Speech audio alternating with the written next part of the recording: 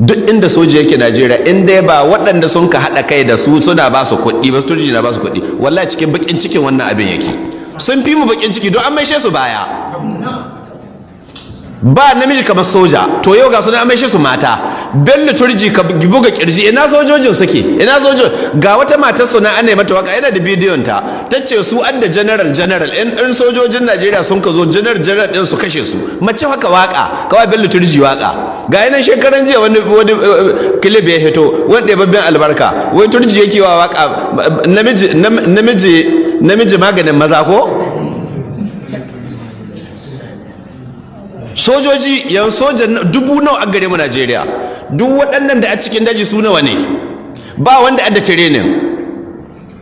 Iyaka ko da sama aka jeho musu bindiga, ko da cikin ƙasa ta ka hitowa, ko dan sabaran nan ka haihuwar bindiga, ko shanunsu ka haihuwa. Bindigar da ya samo ta ɗaya sun kai da rana tsaka, ba wanda ya musu training, ko suna training. To ya za a ce mana sun rinjaye sojojin Najeriya?